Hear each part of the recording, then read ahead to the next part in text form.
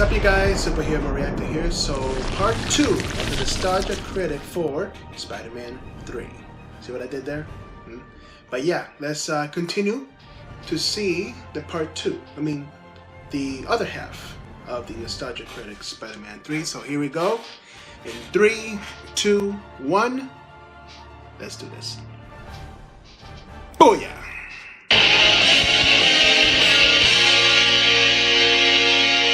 Peter gets ready to propose at a fancy restaurant where Bruce Campbell plays the maitre d'. Becker. Parker.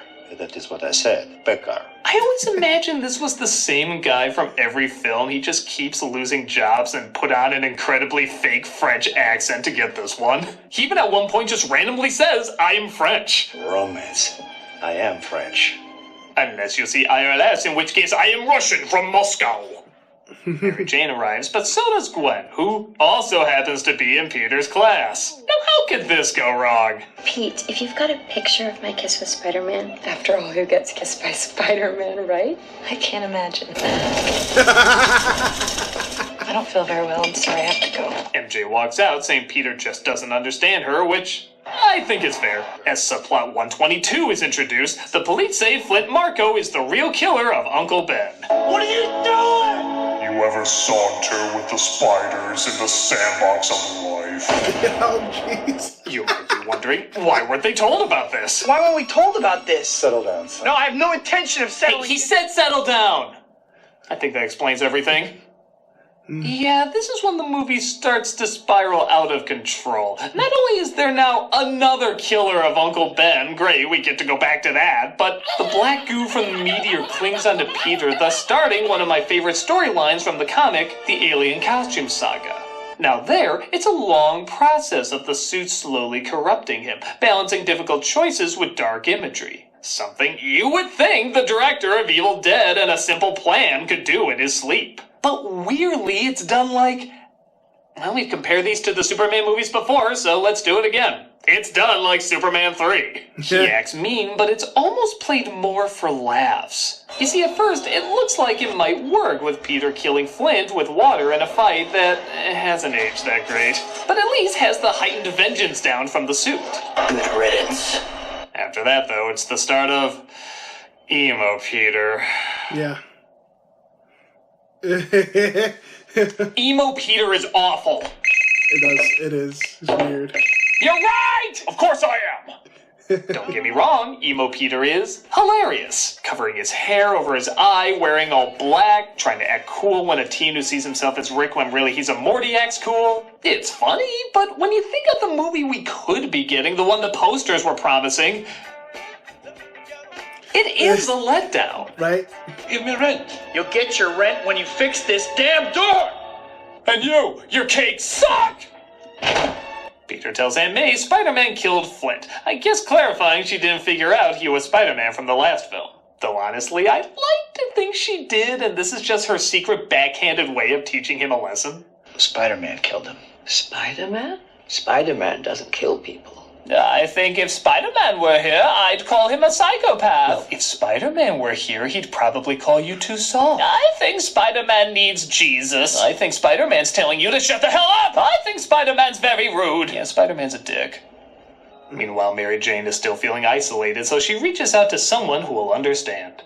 This is even better than quilt sewing. Oh boy, the phone! I hope it's cotton candy delivery. Hello?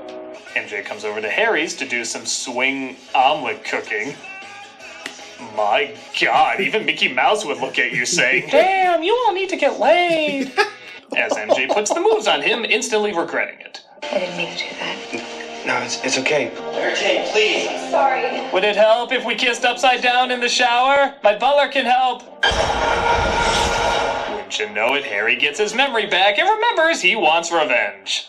Thus begins the part of the movie I easily hate the most, and yes, I am aware that's saying quite a bit. Harry forcing MJ to break up with Peter. It's over. No. Please. Please don't say that. Couple things. One, there's a million ways out of this. Just go up to Peter and tell him Harry's over there. He wants me to break up with you. Whip a statue at him. Second, it just made me realize, why do they have Harry have amnesia at all? Wouldn't it make more sense if it was written he acted like everything was good and slowly worked his way into breaking Peter and MJ up? It'd make him a more diabolical villain and it wouldn't waste any time. Third, this is the first time I've actually given a shit about Peter and MJ's relationship because they actually gave them relatable problems. It was more than just romantic one-liners and will they won't they cliches. Now it's just a third party forcing them to hate each other. It's not relatable and it's unbelievably forced.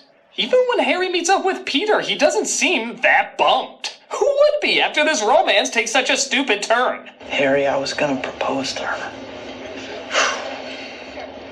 Anyway, how is your sex life? How does that always keep happening? I'm the other guy. How's the pie? So good. That look you give when you got away with giving a troll performance for half the movie.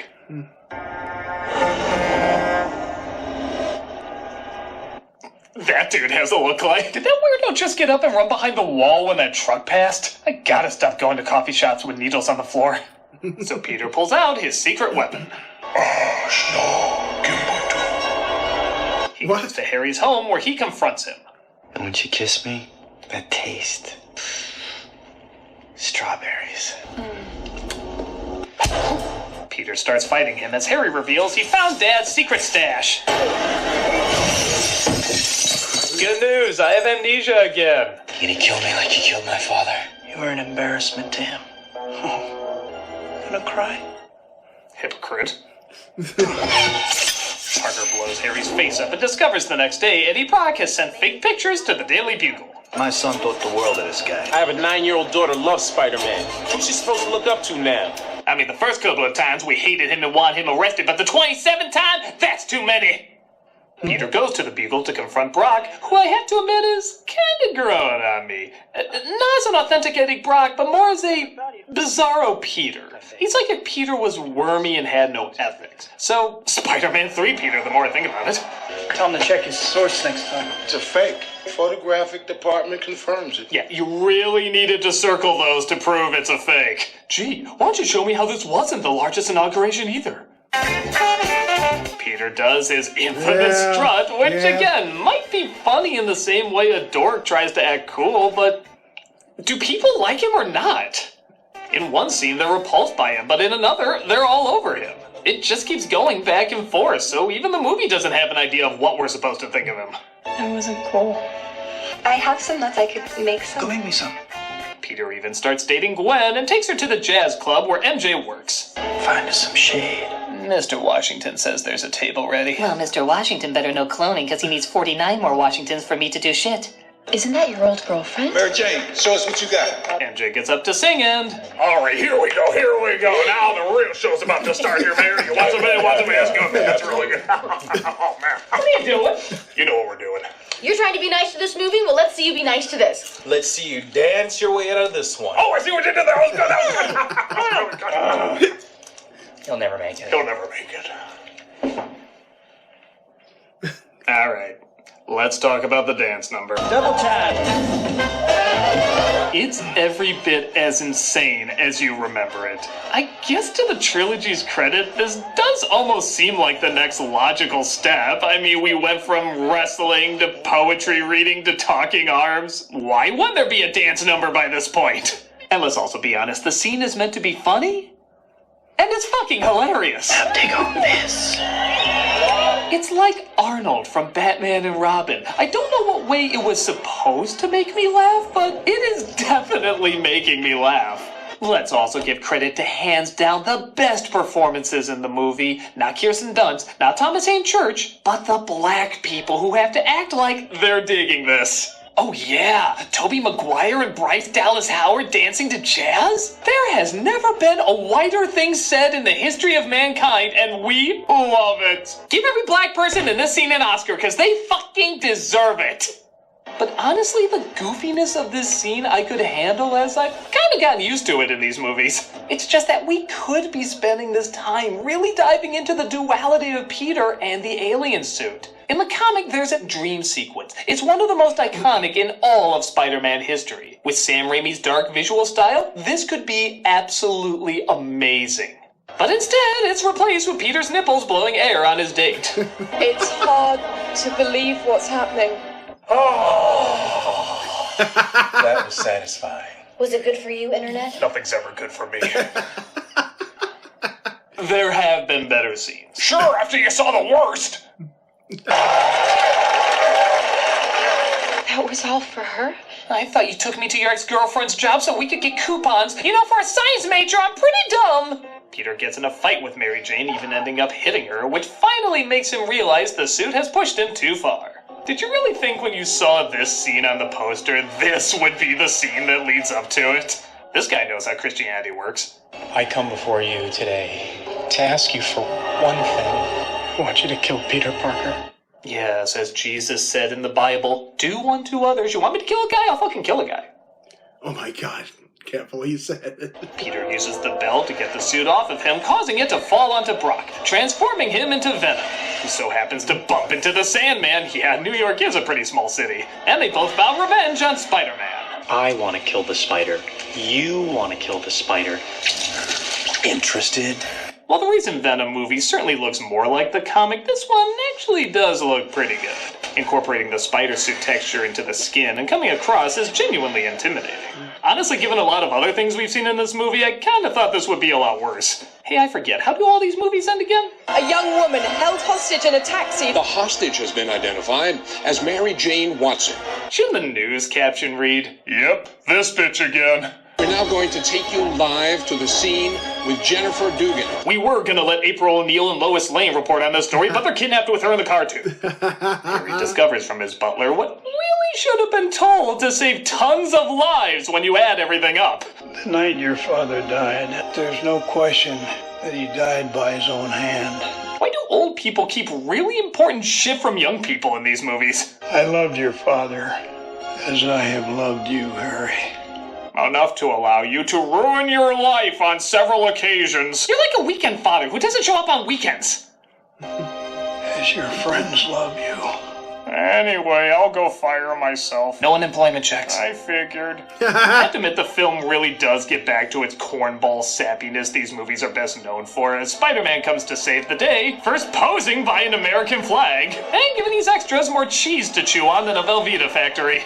He seems to have come out of nowhere to answer the prayers of the city, just when all hope seemed to be lost. I'm very benign, and I'm ending this report on a slow, inspiring headshake.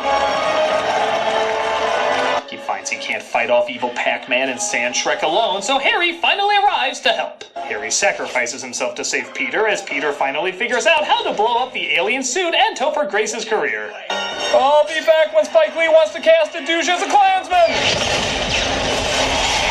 It's okay, though. The Sandman is really sorry. I told your uncle all he wanted was the car. What is it? I need your car.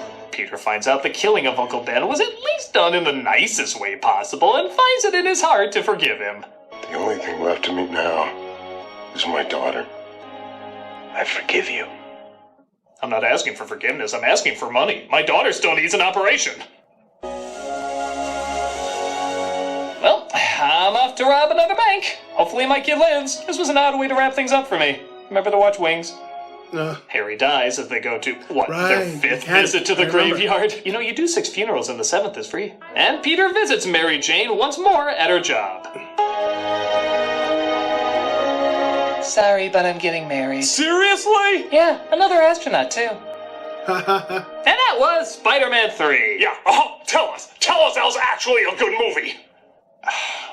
It was way too much and totally insane, even as these movies go, but I can't act like I wasn't entertained. Oh! Maybe because I already didn't take these films that seriously, I just didn't feel as betrayed as everyone else did. I like the majority of the action, it always kept my attention, and the stuff that works, I think, is some of the best in 3 movies. But when it doesn't work, it's some of the worst. And weirdly, sometimes the best moments and worst moments are one and the same. Sandman is a great character, except when he eventually isn't. The main relationship is well handled, except when it eventually isn't. The effects are really good, except when they eventually aren't. I feel like all they needed to focus on were 2 of these storylines, like maybe the black suit and the romance, similar to what they did in 2, focusing on Peter's personal life and Doc Ock. But they tried too many things, leaving too many missed opportunities, because they couldn't squeeze it all in. But when I saw this movie, audiences gasped 3 times. And no, it wasn't at that moment. Once when the ring was almost lost, another when Harry and MJ kissed, and the final when Peter hit her. Any film that got a crowd invested enough to gasp 3 times is doing something right.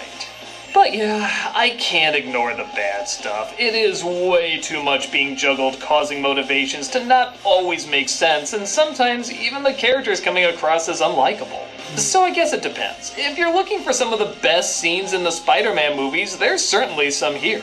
But if you're looking for the best Spider-Man movie, you are definitely far from home. I'm a nostalgia critic, and next week we'll move on to less divisive Spider-Man movies, the Mark Webb films. Mark Webb films. Why is that funny?